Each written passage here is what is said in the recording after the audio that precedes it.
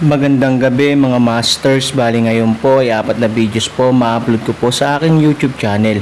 Tama nga mga masters, 4 na videos nga po ang ma-upload ko po. Yon, what's up mga masters, nandito na naman tayo sa panibagong araw, panibagong kabanata na naman ang pagsasama-samahan natin ngayon guys.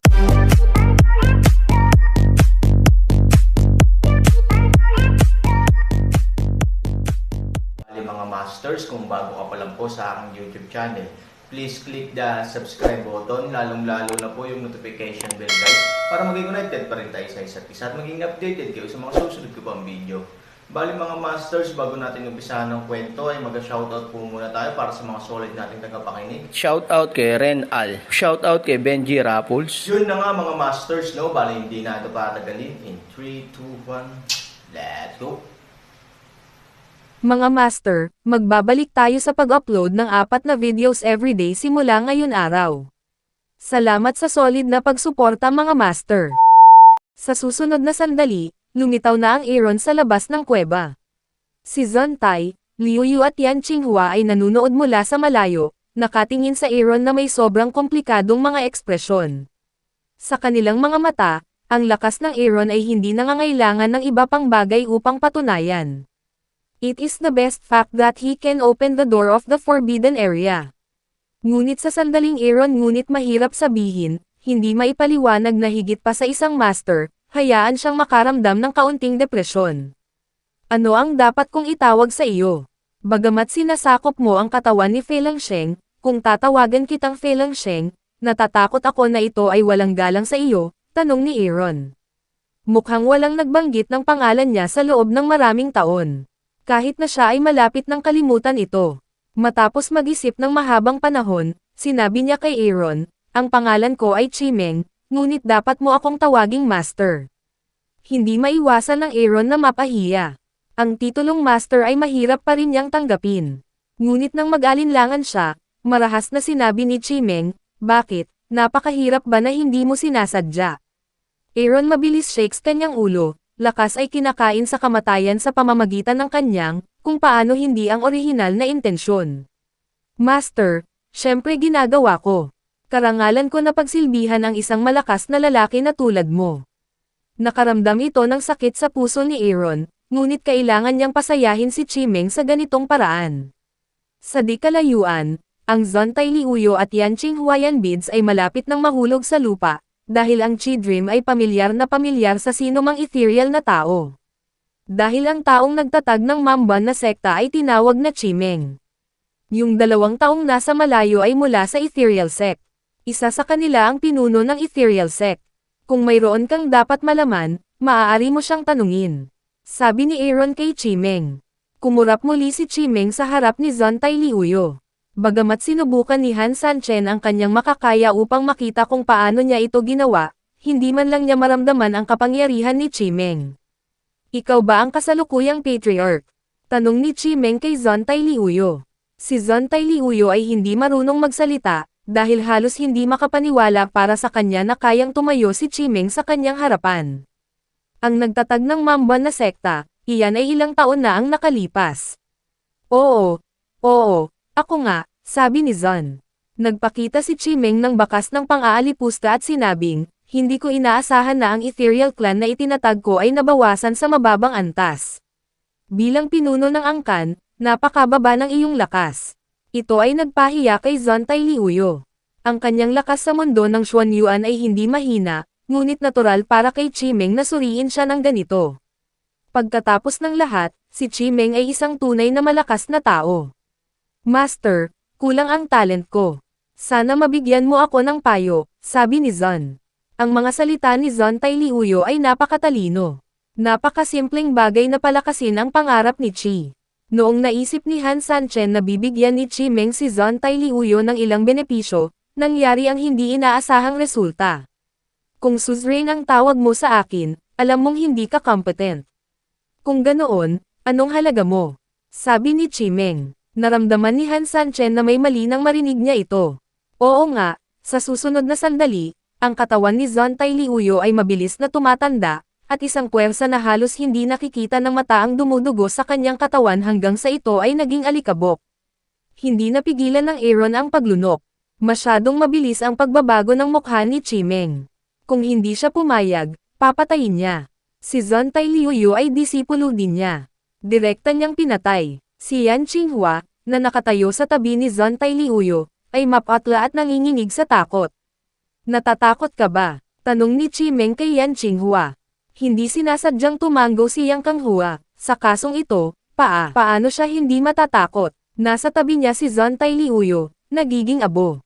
Walang makakapagpatahimik. I'm afraid of such a trifle. Mukhang sayang ka rin, sabi ni Chimeng. Naikuyom ni Aaron ang kanyang kamao. Ang taong ito ay pumatay ng mga tao nang walang dahilan. Ito ay talagang hindi katanggap-tanggap. Ngunit sinasabi sa kanya ng dahilan na hindi siya kwalipikadong magsalita para kay Yan Qinghua. Kung hindi, hinihintay siya ni Zontai Liuyu. Kahit pumatay ng 2 tao, Chi panaginip na parang walang nangyari. Aaron sa wakas maunawaan kung ano ang tinatawag na sa hari, tulad ng sa tigre, sa anumang oras ay maaaring maging nagbabanta sa buhay. Kasunod ni Chimeng, ang kanyang buhay ay walang iba kundi isang ideya ni Chimeng, at hindi niya alam kung kailan siya makakawala sa kontrol ng taong ito. Ikaw, biglang lumingon si Chimeng at tumingin kay Aaron. Master, ano ang maipaglilingkod ko sa iyo? Si Aaron ay gumawa ng isang napakagalang na hitsura, at kahit na yumoko upang ipakita ang kanyang paggalang sa kanya. Pumunta ka sa sinaunang larangan ng digmaan at tulungan akong maibalik ang isang bagay, sabi ni Chimeng. Dumating si Han Sanchen sa Uyaozong sa pagkakataong ito upang hanapin ang mga guho ng sinaunang larangan ng digmaan. Ngayon ay tila hindi na kailangang gumastos ng mas maraming oras. Pagkatapos ng lahat, si Chimeng ay isang malakas na tao noong unang panahon. Dapat alam niya kung nasaan ang mga guho. Ngunit ang buong bagay ay may mga tagumpay at kabiguan. Bagamat ang mga guho ng sinaunang larangan ng digmaan ay natagpuan, ang Aaron ay mayroon ding isa pang master na pumapatay ng mga tao nang walang sabi-sabi, sinabi sa akin ng aking Panginoon na gawin ang aking makakaya. Sabi ni Aaron, isa itong Jade Sword. Kung mahahanap mo ito, ibabalik kita sa mundo, sabi ni Chimeng. Ang Aaron ay parang taos puso. Magiging isang magandang bagay para sa Aaron na maging isang apprentice sa isang malakas na tao. Bukod dito, sa suporta ni Chimeng sa mundo ng lahat ng direksyon, ang Aaron ay hindi kailangang matakot sa mga tao sa pamilya ni Fu, nangako ang apprentice na tatapusin ang gawain. Ang Aaron ay direktang nag-aangkin na isang baguhan, na maaaring ituring bilang isang paraan upang isara ang relasyon sa pagitan niya at ni Chimeng. Ngunit si Chimeng ay malinaw na hindi madaling tanggapin, ngunit sinabi, kung hindi mo mahanap kung ano ako gusto mo, mamamatay ka. Biglang binuhusan ng malamig na tubig ang Aaron. Dahil ito ang hiniling sa kanya ni Chimeng na hanapin, tiyak na hindi ito madaling mahanap. Kung hindi niya ito mahanap, mawawala ang kanyang buhay. Siyang ang pag-aalala ni Aaron, nagpatuloy si Chimeng, huwag mag-alala, hindi ito isang mahirap na bagay. Ang dahilan kung bakit gusto kong tulungan mo ako ay dahil sa ilang espesyal na dahilan, hindi ako makakapasok sa sinaunang larangan ng digmaan. Guro, nasaan ang mga guho ng sinaunang larangan ng digmaan, alam mo ba? Tanong ni Aaron, nagdududa ka ba, ako? Chidring looked at Aaron said, no, how can I doubt master? I just want to tell you, I don't know. Paulit-ulit na umiling si Han Sanchen at ipinaliwanag na ayaw niyang i-provoke ito, nababago freak. Matapos makuha ni Han Sanchen ang mga guho ng sinaunang larangan ng digmaan, nakaramdam siya ng labis na pagkagulat. Kahit na hindi makapaniwala si Linlong, dahil pamilyar na pamilyar sa kanya ang lugar na ito, at nakapaligid pa nga sa kanya sa loob ng maraming taon, ngunit hindi niya ito naramdaman. Nanatili si Chimeng sa ethereal sect.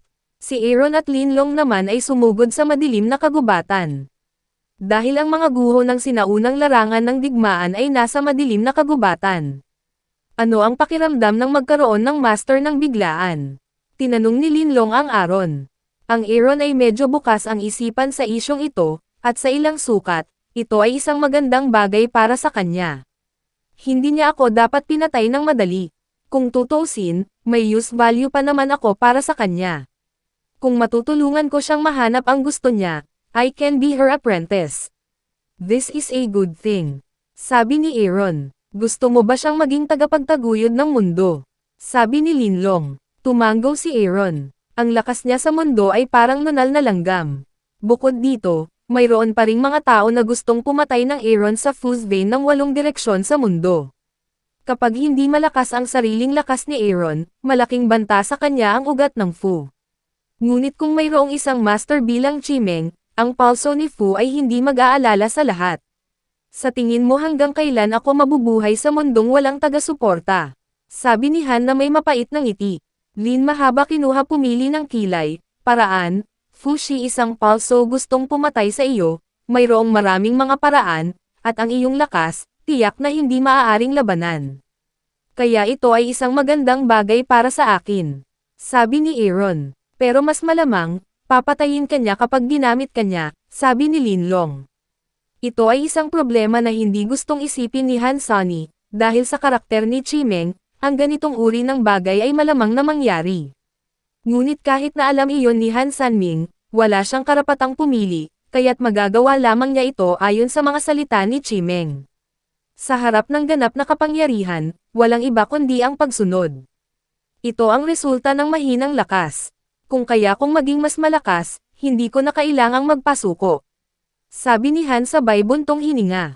Magandang ideya ito, ngunit kung nais mong palakasin ang sinaunang panahon, ang ilang mga tao ay mangarap na ang kanyang lakas, natatakot ako, sa mundo ng lahat ng direksyon, ang tunay na Diyos lamang ang kalaban, sabi ni Linlong. May mapait na ngiti si Han Sanchen. Ang tunay na Diyos ay ganap na malakas, ngunit si Chimeng ay maaari lamang makitungo sa pamamagitan ng tunay na Diyos. Parang halos imposible na siyang lumingon sa harap ni Chimeng. Upang mabago ang kanyang kalooban, binago ni Aaron ang paksa at tinanong si Linlong, hinanap mo ang mga guho ng sinaunang larangan ng digmaan sa loob ng napakaraming taon. Nasa tabi mo lang sila. Hindi mo man lang sila napansin. Panipi, hindi mararamdaman ng mga ordinaryong tao ang pagkakaroon ng sinaunang kapangyarihan. Hindi ko napansin. Ano ang kakaiba? Sinabi rin ni Chimeng na ang sinaunang larangan ng digmaan ay isa pang espasyo ng eroplano sa madilim na kagubatan. Hindi ko alam na ito ay makatwiran, sabi ni Linlong. Tumanggaw si Han Sanchen. Ayon kay Chimeng, mayroong isang space tunnel sa madilim na kagubatan, na maaaring direktang humantong sa sinaunang larangan ng digmaan.